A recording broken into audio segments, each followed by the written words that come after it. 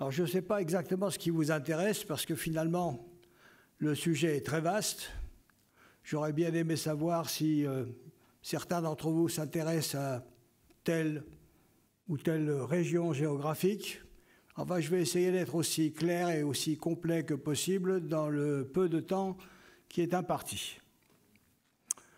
Alors, en général, je suis invité à Singapour où on m'apprécie parce qu'on me dit en anglais we like you because you're not politically correct, you're politically accurate.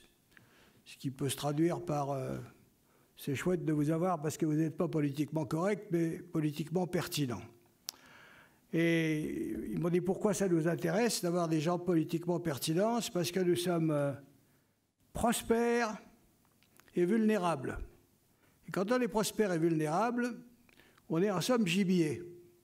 Or, un gibier intelligent qui doit flairer le vent avant que le coup ne parte, doit savoir, si possible, à l'avance, ce qui se passe. C'est ça que les types cherchent, c'est-à-dire, ils sont à la fois gibier et chasseurs, un truc que j'ai jamais entendu ici. Il y a grosso modo beaucoup de bureaucrates tranquillement installés, ils savent que finalement, à part être menacés dans leur carrière, il n'y a pas grand-chose qui les menace. Donc il faut se fatiguer à penser ce qui se passe, ce qui nous arrive, ce qui peut nous arriver. Nous, par exemple, on a bénéficié en Europe, à partir de 1945, et particulièrement à partir de 1962, fin de la guerre d'Algérie, au moment de 50 à 60 années de paix, et dans l'ensemble, pour 85% de la population au moins, une relative prospérité. Comme dit Shakespeare, la paix et la prospérité, dit-il, a tendance à engendrer des couards. En anglais, coward. C'est pas faux. C'est-à-dire qu'on entend rarement un dirigeant, quel qu'il soit, de gauche, de droite ou du milieu, devant une difficulté, dire mes chers concitoyens, je vous demande un peu de courage. Ça paraît très bizarre de demander du courage. Donc, ce qu'il faut, quand on analyse une situation, c'est d'essayer de ne pas être complaisant. Et la plupart des sociétés, comme d'ailleurs des gens, ont tendance à se regarder au miroir avec complaisance. Bon, on n'est pas là pour se congratuler, on est là pour dire qu'est-ce qu'on pourrait faire pour que ce soit mieux. Il y a un siècle, en 1920, l'Europe, grâce essentiellement à 3 ou 4 nations, la Grande-Bretagne, la Russie tsariste, la France, et dans une moindre mesure les Pays-Bas, contrôlait, sur le plan politique, le monde afro-asiatique entièrement, à l'exception du Japon, où on avait senti, vers 1867, ce qu'eux nommaient le péril blanc, à une période où nous, on parlait d'un péril jaune, et ils se sont dit, attention, il va nous arriver ce qui est arrivé aux Indiens, il va nous arriver ce qui est en train d'arriver aux Chinois, il va falloir se mettre à l'école de ces types, sans ça, on va se faire manger. Et qu'est-ce que c'était l'école de ces types? Eh bien, c'est que nous avions, entre l'extrême fin du XVIIIe siècle et 1868, nous avions opéré la révolution industrielle. La révolution industrielle, c'est un truc aussi important que ce qui est en train de se passer aujourd'hui avec les communications, avec les réseaux sociaux, avec tout ce que vous avez de l'iPhone, le machin, tout. Bref, il y a un nouveau monde qui est en train d'émerger avec des types qui ne peuvent plus se promener autrement qu'avec un iPhone parce qu'ils sont au centre d'une crise mondiale. Mais enfin, c'est important, ce n'est pas juste une critique. il faut savoir dominer cette nouvelle technologie. Or, la révolution industrielle, ça a été un bouleversement fantastique. D'un seul coup, la guerre, puisque je parle de la guerre, va changer de tempo. Entre une armée de pharaons, une armée pharaonique, qui marche à pied avec des sandales, et une troupe napoléonienne à pied, bah, grosso modo entre 4-5 à l'heure et 7-8 à l'heure, c'est tout ce qu'on peut faire comme différence. C'est-à-dire que pendant presque 6000 ans, on s'est fait la guerre à pied, sauf les cavaliers. Et d'un seul coup, le train apparaît, et on peut faire du 50, du 60 à l'heure, c'est-à-dire on va 10 fois plus vite que le piéton le plus rapide. Ça change tout. C'est fini la marine à voile, on va avoir des steamers, on va faire une véritable mutation fantastique. L'Empire ottoman, en 1683, c'est-à-dire avant-hier, 1683, c'est pas tellement vieux, assiégeait Vienne. C'est eux qui étaient en train d'assiéger Vienne. Et l'empereur s'était même barré de Vienne en se disant, nom de Dieu, ils vont y arriver. Il a fallu que ce soit des Polonais qui viennent sauver en quelque sorte les Viennois d'un siège dans lequel ils allaient succomber. Il était moins une. Par exemple, les Turcs étaient en train de creuser des sapes. Ça a été entendu pendant la nuit par les seuls types qui travaillent de nuit, les boulangers. Ils sont allés trouver le guet en disant « il y a des bruits bizarres ». Les types du guet sont arrivés, puis ils ont vu sortir des soldats ottomans. Bon, ils se les sont faits.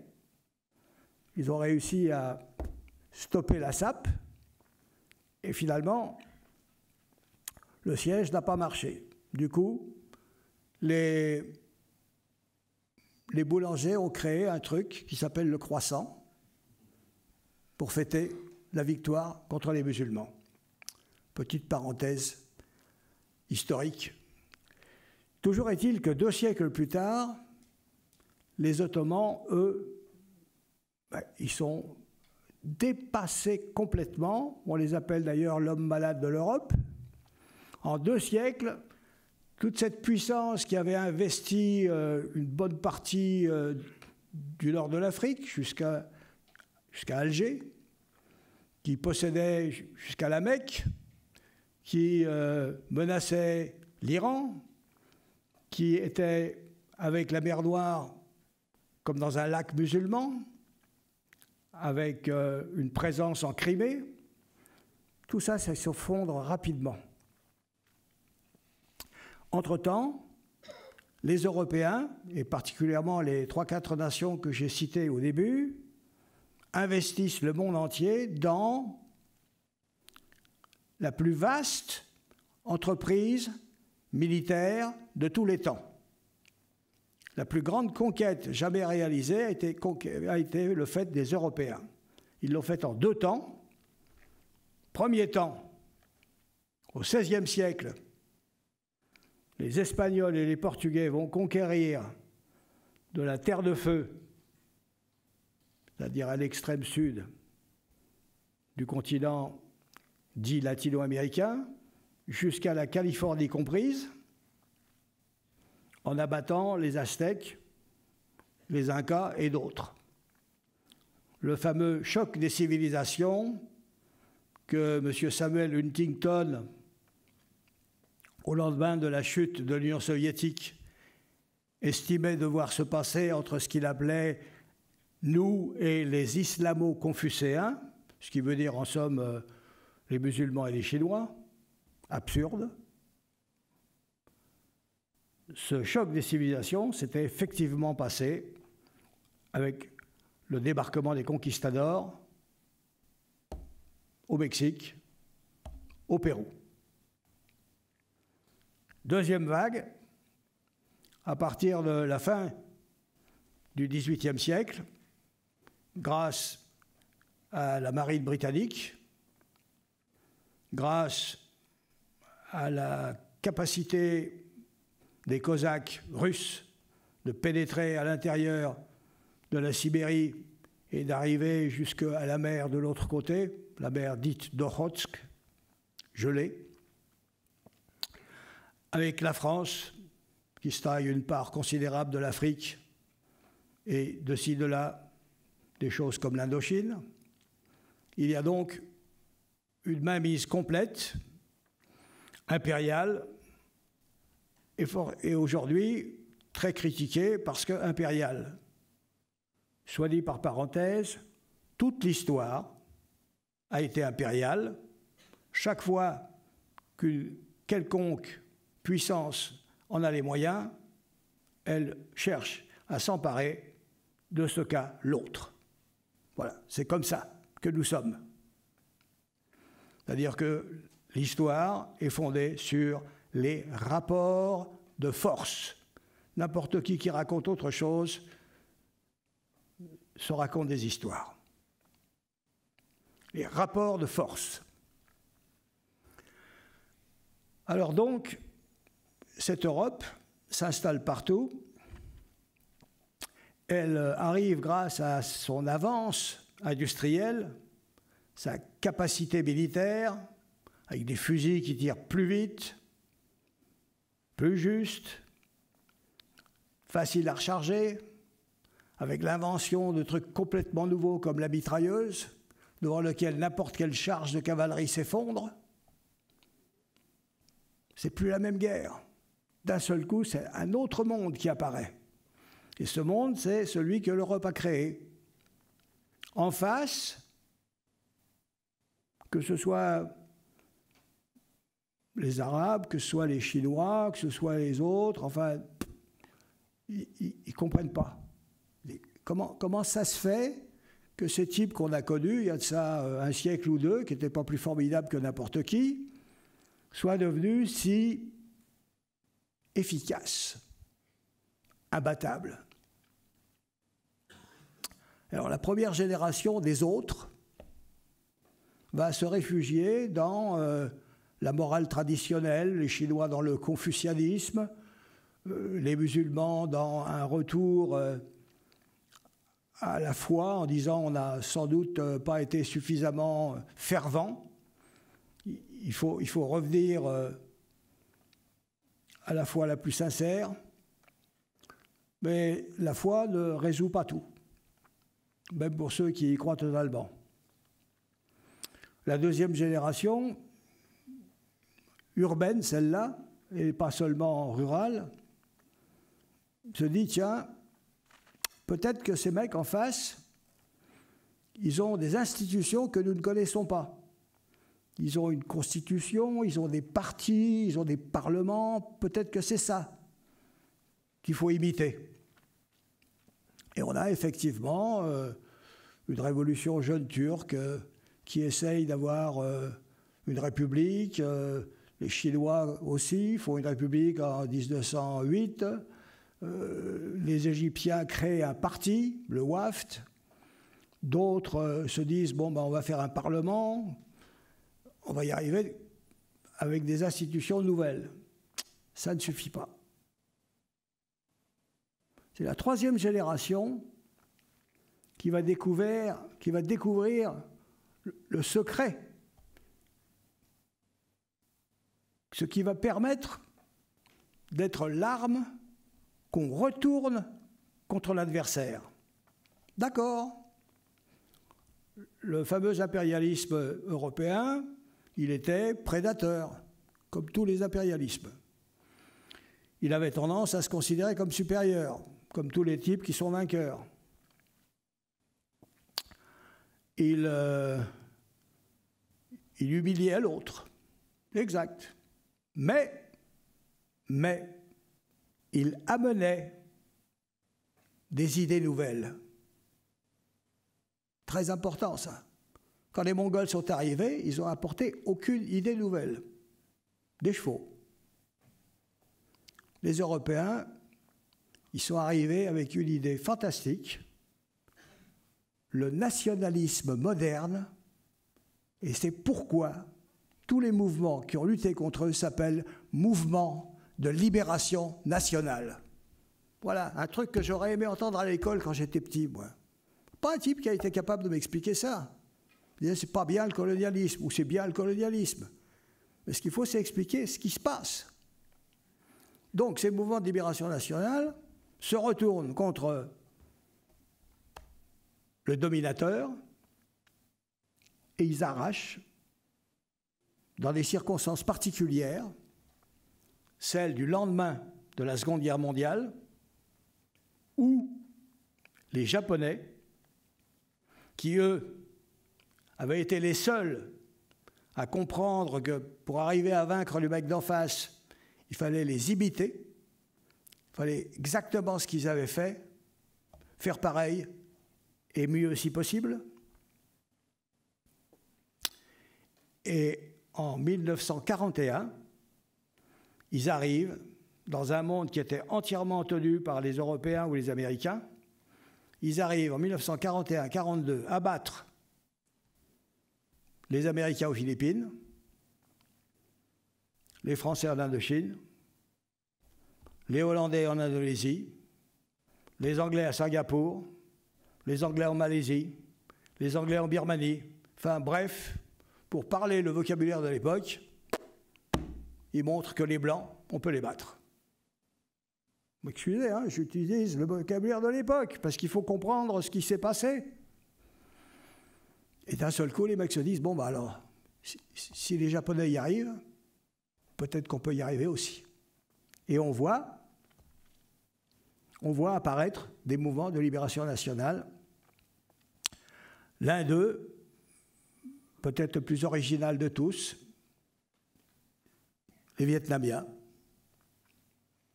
Les Vietnamiens, avec le général Giap, un génie militaire, avaient vécu pas mal de temps en Chine. Et ils avaient observé l'improbable victoire du dénommé Mao Tse-tung, un mec qui n'est pas à la mode du tout aujourd'hui, mais ça n'empêche pas d'avoir été, sur le plan militaire, un type qui a amené vraiment du nouveau.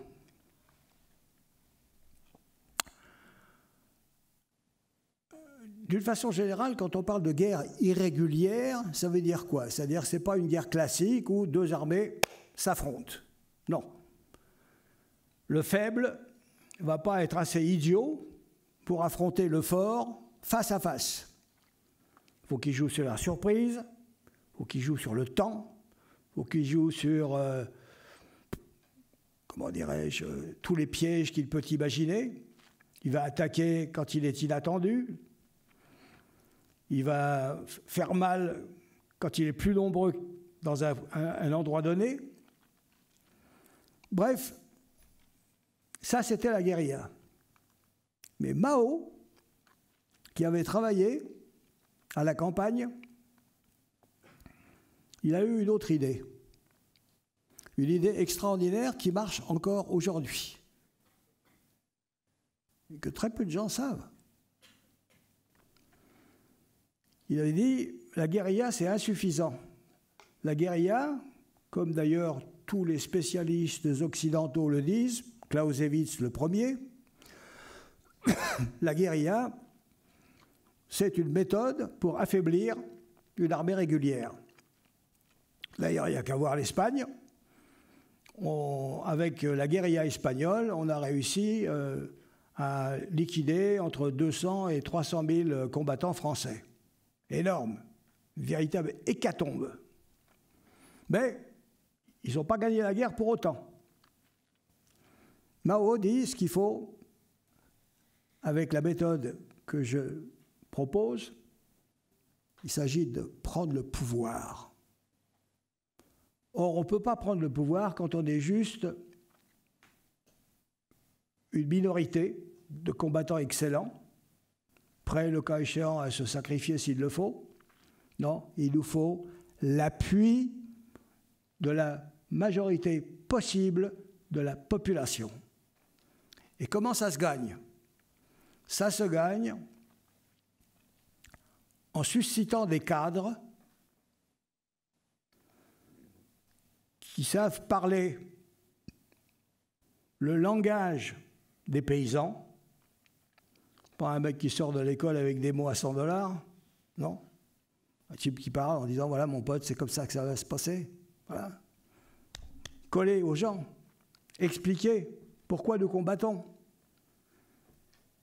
Et il s'agit de rentrer dans le village, d'en éliminer les agents de l'État et d'organiser tous ceux qu'on a réussi à convaincre qu'avec le prochain régime, ils vont avoir davantage que ce qu'ils ont avec cet asservissement où seuls les plus corrompus ont tout. Donc, le cadre est quelque chose de très important, ça prend du temps, il faut qu'il explique, il faut qu'il mobilise, il faut qu'il organise, et quand on arrive à contrôler une certaine zone, on fait des élections, il faut, disait Mao, en son temps, 3 hommes, et il ajoute, et 3 femmes. Les mecs disent quoi, des femmes? Ben oui, il dit, oui, c'est la moitié du ciel, les femmes. Elles produisent, elles travaillent, elles doivent participer. Vous ne ferez rien sans les femmes. Et il y a eu comme ça des unités composées de villages révolutionnaires avec 3 hommes, 3 femmes qui s'occupaient de pousser à la production, des jeunes, garçons et filles, qui faisaient office de service de renseignement, de comment dirais-je, de milices locales, dont les plus énergiques étaient pris pour s'engager dans la guérilla, à l'échelle régionale, et même peut-être par la suite à l'échelle nationale. Cette méthode s'appelait la guerre révolutionnaire. La guerre révolutionnaire est une guerre qui essaye d'entraîner le maximum possible de la population de votre côté, d'un phénomène sournois, souterrain, patient, difficile, mais payant. La victoire de Mao, les experts anglais, qui n'étaient pourtant pas idiots, n'y croyaient pas. Les experts américains, moins encore. Staline, lui-même, il n'y croyait pas. Il avait dit à Mao, négociez avec Chiang Kai-shek, faites un gouvernement d'union nationale. Il ne savait pas le boulot qui avait été fait entre 1934, 1935 et 1949. C'est-à-dire pendant 15 ans, les mecs avaient bossé sérieusement pour se gagner une importante, comment dirais-je, popularité. Et quand ils s'emparent du pouvoir, les Vietnamiens se disent, d'accord, on va faire pareil, on va se débarrasser de la tutelle des Français. Et effectivement, les observateurs en général, qu'on invite, journalistes et autres, bon, on les fait balader comme ça dans la journée. Effectivement, l'armée française contrôle le pays. 2 jours. Mais la nuit, c'est les éléments viettes qui circulent dans le village, qui parlent la langue, qui expliquent ce qu'il faut faire, etc., etc. Et effectivement, de cette façon-là, petit à petit, on s'aperçoit que la population va pencher de l'autre côté, même si, en apparence, l'ordre règne. Et la bataille de Dien Bien Phu, qui avait été pensée comme amener cette bande d'irréguliers loin de leur base, 400 km à faire, où on va se les coincer dans une cuvette et dans une bataille directe, on va les écraser, avait sous-estimé un élément majeur, le fait que, loin de leur base, ces soldats vietnamiens disposaient d'une aide ininterrompue de coulis, c'est-à-dire de porteurs, qui, avec des bicyclettes Peugeot, ramenaient des munitions, du riz et tout ce qu'il fallait pour pouvoir tenir. C'est ça qui a permis de vaincre une armée française qui était nettement mieux organisée, plus forte du point de vue des capacités, etc.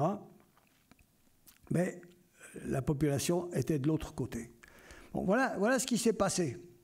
En quelque sorte, on change le monde et on va s'apercevoir que, disons, dès 1954-55, il va y avoir cette fameuse grande conférence de Bandung, une conférence où le monde asiatique et un petit peu le monde africain, c'est-à-dire au fond uniquement le Nord, l'Égypte, avec Jamal Abdel Nasser, avec une présence du FLN algérien, officieuse, avec la présence du Maroc, et ils vont dire une chose: nous voulons à nouveau participer de l'histoire active. Voilà ce qui s'est passé. C'est-à-dire qu'on vient de tourner une page et on ne reviendra plus jamais en arrière de ce côté-là. Alors, là, la situation est nouvelle, d'autant plus que, jadis, lorsque les Européens opèrent, au XIXe siècle, les types, ils n'ont aucun soutien extérieur. Personne ne leur file du fric pour tenir, pour s'armer. Ils n'ont même pas ce qu'on appelle de sanctuaire, c'est-à-dire le pays d'à côté qui vous permet de vous planquer quand vous êtes poursuivi. Avec l'Union soviétique, ça va être différent. Les soviétiques donnent des armes. Ils donnent un soutien. Rapidement, on va avoir des pays qui veulent bien aider le pays voisin en train de se battre. Et puis, on va s'apercevoir, avec le temps, que finalement, ce n'est pas indispensable d'être marxiste-léniniste pour avoir le soutien de la population. Vous pouvez être juste nationaliste, en disant, voilà, nous, on veut tel pays libre. Et puis par la suite, n'importe quelle cause pour laquelle vous êtes prêt à mourir devient difficile à écraser.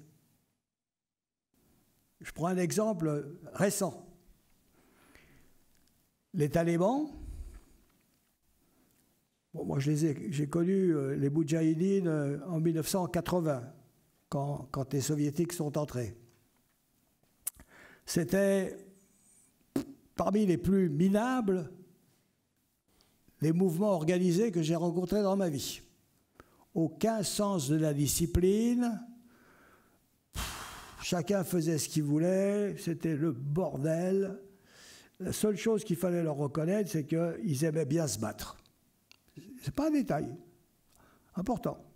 Ils aimaient bien se battre. C'est-à-dire qu'un type qui avait 60 ans, c'est-à-dire un vieux à l'époque, il était content tant qu'il pouvait marcher et tenir un flingue. Bon signe pour la guerre. Mais pour ce qui est de l'organisation, nul. Tout le temps en train de se battre. Moi combattre avec machin, non. Nous, on combat uniquement avec les mecs du village, ou alors si c'est un représentant de, par exemple, tel groupe ethnique, ça d'accord. Autrement, non, on n'y va pas. Donc, il a fallu mettre le holà. Les Pakistanais leur ont expliqué que sans discipline, on ne s'en sort pas. Les États-Unis aidaient le Pakistan parce que les Pakistanais étaient contre les Soviétiques, mais les Pakistanais aidaient les combattants qui se battaient contre l'Union soviétique aussi. Puis par la suite, ils vont continuer à les aider, même lorsque ce sera les États-Unis qui seront là, et non plus les Soviétiques. Et ce type d'organisation va finalement s'apercevoir que si on veut tenir, il faut avoir le soutien de la population. C'est-à-dire qu'on s'installe dans la mosquée, on appelle les représentants religieux, on leur explique pourquoi on se bat. On se bat parce qu'on se bat contre un pays étranger. On se bat parce que ce pays étranger soutient un gouvernement corrompu et impopulaire. Et nous, les Occidentaux, on s'est très souvent retrouvés à appuyer des mouvements qui étaient corrompus et impopulaires. C'est ce qu'on fait à l'heure actuelle au Sahel. Dernier coup d'État au Mali, ils se sont débarrassés d'un pourri. Le prochain, il sera probablement pourri, ou s'il n'est pas encore pourri, il va l'être. Donc c'est très difficile de vaincre quand on est en quelque sorte étranger, qui ne parle pas la langue. Deuxièmement, quand on soutient un gouvernement qui n'est pas populaire. C'est ce que les talibans ont fini par comprendre. Ils rendaient la justice dans les villages, ce que le gouvernement de Kaboul ne faisait jamais. Ils s'en mettaient plein les poches. Et grâce à cela, au bout de 20 ans, malgré une présence américaine de 330 000 hommes, 180 000 pour les compagnies de sécurité et 150 de l'armée régulière, sans compter les alliés, français, anglais, coréens, j'en passe. Bref, ils ont réussi à écœurer tout le monde, ce qui fait qu'aujourd'hui, M. Trump, qui n'est pourtant pas le genre tendre, il a consenti à négocier avec eux, c'est-à-dire à les légitimer en espérant qu'ils n'iront pas trop loin pour avantager plus islamistes qu'eux-mêmes. Voilà. Voilà comment ça s'est passé en quelque sorte, le changement sous nos yeux, la compréhension du phénomène de la mobilisation, l'usage du temps long. Il faut écœurer l'adversaire qui est pressé de gagner, particulièrement les Américains. Ils adorent, comme dans les westerns, le résultat immédiat. Et ensuite, autre chose, et ça c'est nouveau, les Occidentaux n'encaissent plus les pertes humaines chez leurs combattants. Alors, je ne vous dirais pas que c'était bien d'en perdre beaucoup, hein. C'est un constat. Moi, je fais ici un constat. Je ne porte aucun jugement moral. Enfin, en 1914, on a perdu 30 000 hommes dans un matin de bataille. Aujourd'hui, quand je perds 3 types, il faut qu'on les amène, que le président de la République prononce un discours. En 2008, quand on a perdu 10 hommes à Ouzbin, en Afghanistan, non loin de Kaboul, le président de la République de l'époque est allé pour montrer qu'il exprimait sa sympathie à des gens qui avaient été victimes, a-t-il dit, d'une embuscade. Bon, moi j'ai vu les mecs des forces spéciales, après ça, ils m'ont dit pourquoi victime? On a été pris dans une embuscade et on s'est défendu et finalement les autres se sont barrés. On a perdu 10 mecs. Bon, c'est pas pareil. Alors la mentalité change. La mentalité change et en fin de compte, l'arrière, c'est-à-dire nous, est devenue plus frileuse que le combattant. Le Covid est la première, entre guillemets, petite tragédie à laquelle nous sommes confrontés. Et vous avez vu l'allégresse avec laquelle les médias vendent de l'angoisse? Si vous êtes un peu, comment dirais-je, fragile des nerfs, vous ne tenez plus en place. Ben, ça va, je veux dire. Un peu de courage. Je veux dire, on va, comme je disais à un copain, fais gaffe quand tu traverses la rue, quoi. Ouais, c'est ça qui te guette d'abord. Pour le reste, bah, tu te laves les mains, tu mets ton masque, tu fais gaffe, tu ne fais pas le crétin, tu ne vas pas dans les bars à la con, et tout. Donc, il y a eu une modification de nos mentalités, et cela vient, entre autres, de enfin, selon moi, du changement démographique. Est-ce que vous savez, par exemple, le pourcentage d'occidentaux? Occidentaux, ça veut dire des Américains et des Canadiens jusqu'à toute l'Europe, plus la Russie tsariste. Voilà, c'est ça, la Russie. C'est ça l'Occident. Ça représentait en 1920 quel pourcentage? Entre 0 et 100. Allez, dites n'importe quoi. Plus fort. 50. Bon, d'accord. En tout cas, ils faisaient au moins du bruit comme 50. Ils étaient 33. 33% dans le monde. Un tiers. Et aujourd'hui, l'Occident représente quel pourcentage d'un monde qui est passé de 2 milliards d'habitants en 1900 à un peu plus de 7 milliards aujourd'hui. On représente quoi comme pourcentage?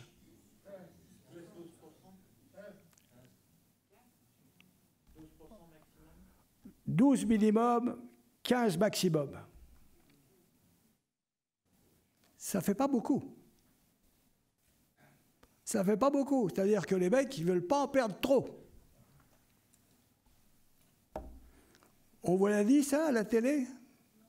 Est-ce qu'on vous a dit un jour à la télé que vous êtes descendu de 33 à 11, 12, 13? Jamais. Ben voilà, on vit dedans. Ben, faut le savoir. Il y a des choses qui, comme ça, se remarquent, mais ne s'expriment pas, et qui comptent. Le rapport à l'abord, important. L'arrière est devenu plus vulnérable que l'avant. Je parle comme un militaire, là. L'arrière est devenu plus vulnérable que l'avant.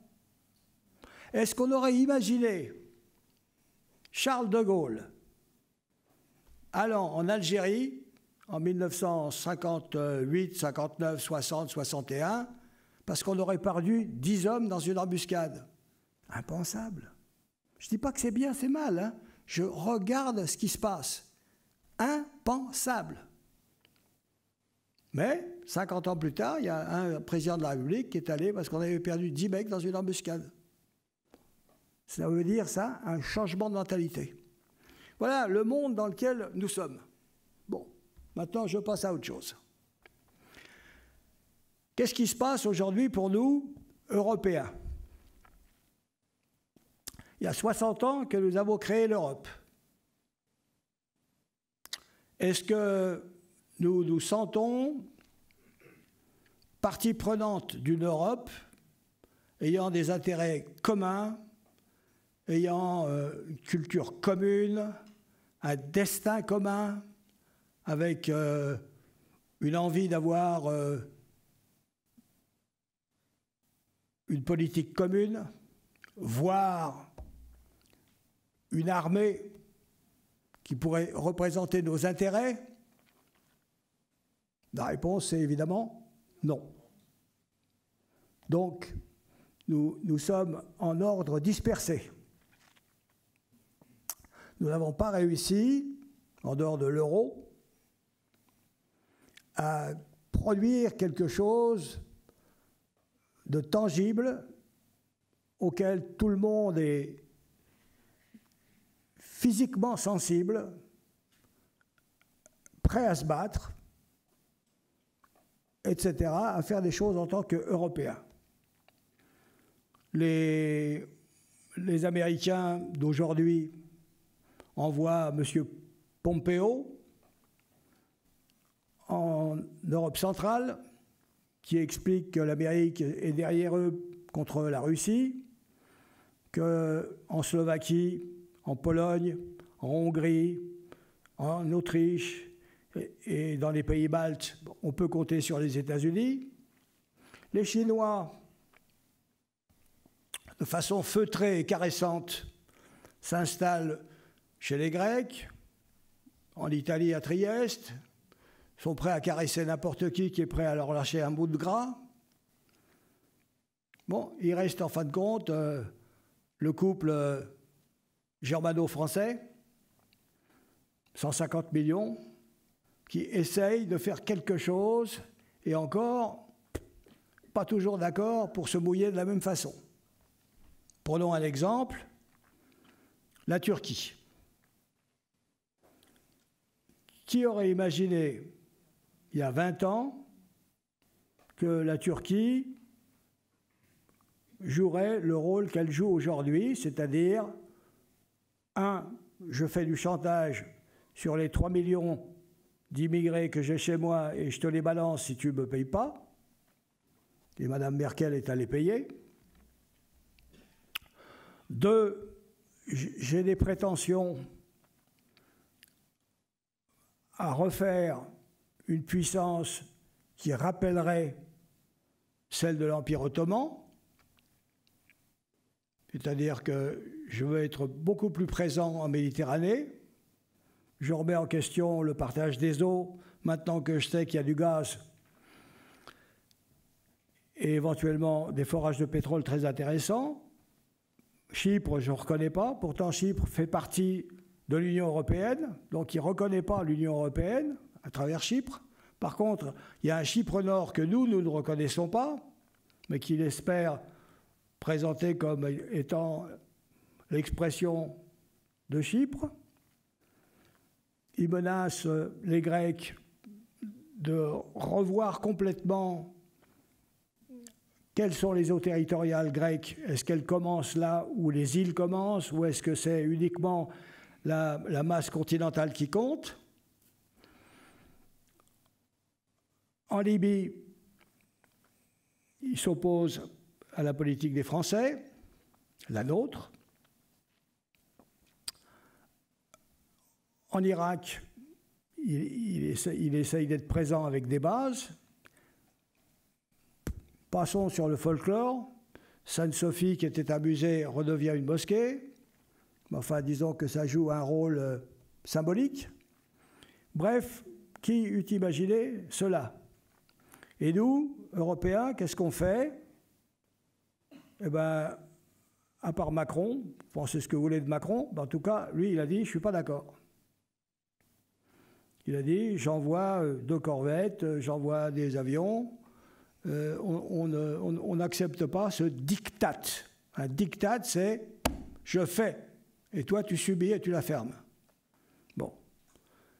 Et Mme Merkel, elle, hésite.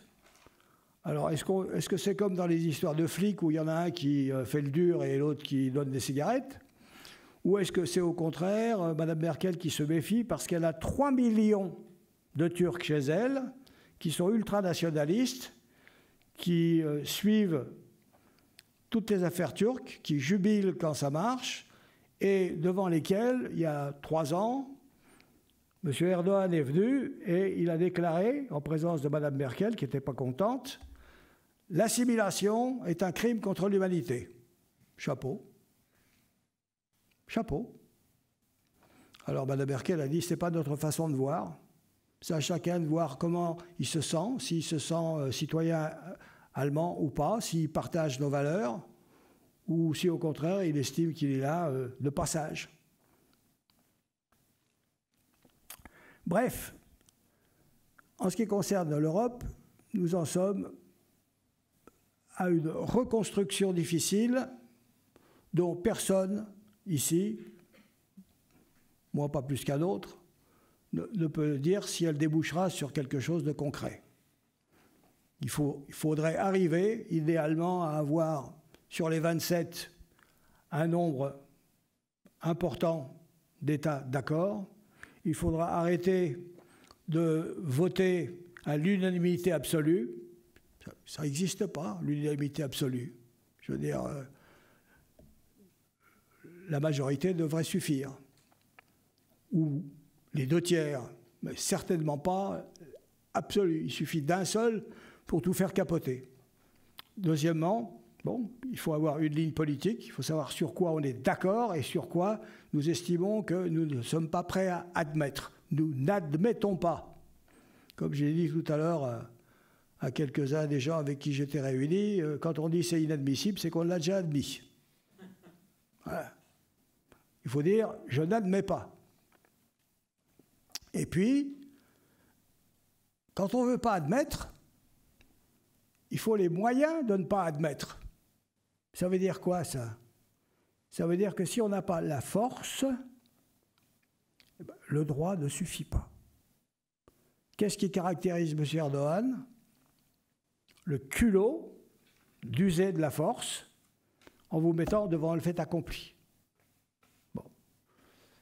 En fin de compte, il pratique une politique très similaire à celle de Poutine. Ce n'est pas un État riche, pas plus que la Russie est riche, mais ils ont mis tout le paquet sur la modernisation des forces armées. Et comme c'est des bons tacticiens, quand il faut frapper, on ne discute pas pendant des heures, est-ce qu'on frappe ou on ne frappe pas? Ils cognent. Et ça marche. Parce qu'en face, il manque un truc, ce n'est pas les tanks, ce n'est pas les avions, c'est la volonté. Sans volonté, on ne fait rien. En politique, c'est très important. Si un type appelé Churchill n'avait pas eu de volonté, à la Grande-Bretagne, c'était que dalle. Voilà ce qu'il faut savoir.